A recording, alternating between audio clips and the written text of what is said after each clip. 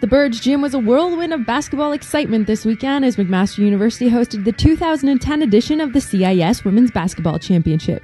On Friday, the 8th-seeded Marauders met with the number 1 SFU in the third of 4 quarterfinal matchups. Simon Fraser opened the game with a 16-4 run over the first 6 minutes and led 21-10 after one quarter. After sinking just 5 of 17 in the first frame, the host Marauders battled back to bring the game within 7 points 5 times in the last 5 minutes of the second quarter while shooting 57.1% from the field. SFU went into the half with a 44-37 lead. You must be pretty happy right now going into the second half, only down by a few points to the number 1 team in the country. I think we're playing a really good game, a really smart game. We had a game plan coming into this, and I think our players are executing.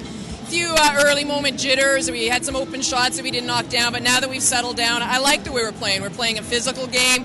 We're challenging them at every position on the floor, and we're making them work hard for every bucket they get. I'd like to see our defensive transition be a little bit better than it was. I think we gave up too many breaks and a couple of sloppy fouls that we didn't need, but otherwise I like the way we're putting on the ball on the floor and penetrating. If we can keep that up, then this is going to be a game coming down the stretch. In the third quarter, Max Emily Ledger hit a jumper, cutting the lead to 3 points with 5:02 remaining. Over the final 3 minutes of the third, the Clan put together a 7-2 run for a 71-61 advantage after 30 minutes. Quite a strong effort by this McMaster squad. Nobody gave them a chance to win this one. Nobody even thought they'd come close. And they did, and they came close a number of times throughout this game. As close as 3 points in the third quarter. Simon Fraser will come away with the win. They do not need to take a shot. This game is over. CIS Player of the Year, Robin Buna led all players with an opening day high of 27 points and helped the Clan over Mac 94-76. Buna hit 9 of 16 from the field and 7 for 8 from the charity stripe on her way to being named the Russell Athletics Player of the Game. Yeah, Croc, thanks a lot. Robin, McMaster must have given you a little bit of a scare there. They kept it pretty close for a while. Oh, they were very much in it all the way through the first half for sure.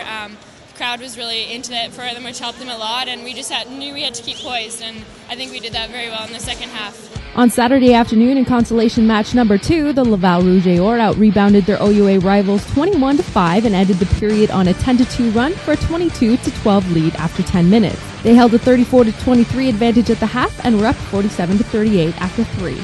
In the fourth quarter, McMaster couldn't cut the deficit to less than 9 points as Laval increased their lead to 13 points on 4 occasions. The Rouge et Or finished with a 60-27 advantage in rebounds and outscored the Marauders 40-28 in the paint on their way to a 66-58 win. Pacing the Marauders was Taylor Sherratt, who led all scorers with 22 points. In the last game of her university career, McMaster all-time scoring leader Taylor Smith registered 14 points, 5 assists, and 4 steals. Tomorrow in the Burge Gym, Laval will move on to the 5th place final against Cape Breton, while Regina and Saskatchewan meet in the bronze medal match, and Windsor and Simon Fraser duke it out for the title at 3 o'clock. For the McMaster Marauders, I'm Charlotte Peer.